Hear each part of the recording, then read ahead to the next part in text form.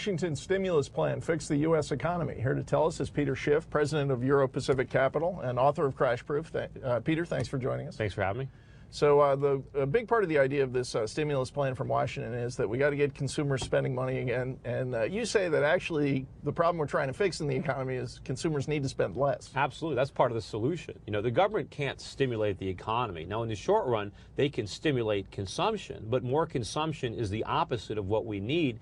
And extra consumption will really stifle the economy and the rebalancing that we need to have a viable recovery. We need consumers to spend less so they can save more. What is the stimulus that Washington should be considering as opposed to what's on the table right now? Well, the only stimulus would be less government. To understand that government is in the way, that government is a burden on the economy, and the lighter the burden, the easier it's going to be for the market to correct for these imbalances. So if we want real economic growth, which is going to mean more production, it's going to be more factories, and it's going to be more savings, the way to produce that is for the government to shrink. And if we can have the government a smaller burden on society, then it will be easier to get out of this gigantic hole.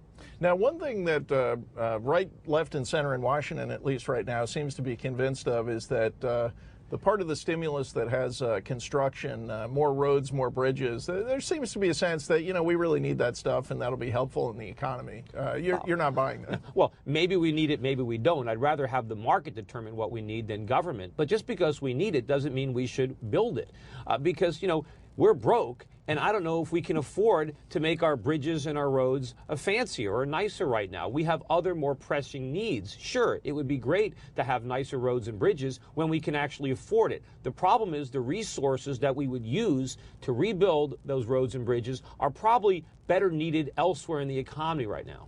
Now, you also think, along with lower consumption, there are some people, frankly, who need to lose their jobs for this economy to get healthy again, and some of the programs of the last year have prevented that. But what needs to happen to get us back to where we should be? I think people need to lose their jobs in certain areas so they can get jobs someplace else. The Right. problem is labor is being poorly allocated right now in our economy. We have people working in areas where they really shouldn't be, and now the government has to subsidize those companies to keep them in business. But what they're really doing is preventing that labor from being more effectively used. I mean, we don't want work for the sake of work. We want work for what it produces and what it leads to. And right now the government is interfering with a more efficient allocation of all of our resources, including labor. But in the short run, there's a transition. You can't get a job in a productive area of the economy without losing the job you have in the unproductive. So there's that frictional unemployment that the government is trying to prevent from happening, and it's doing damage to the economy. Now, you run a stock brokerage, you're in the financial industry, but you think the financial industry right now has too many people working in it. Absolutely. Look, we have too many people in financial services. We need to have that industry contract. It is contracting,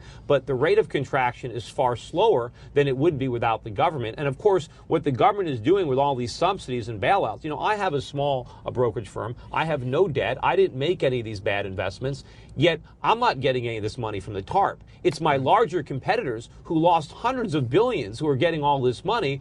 But if the government allowed all these inefficient, incompetent firms to fail, more firms like mine would be expanding, and we would be picking up the pieces and reallocating the resources. The brokerage industry would contract, but the capacity would be in the hands of more competent managers.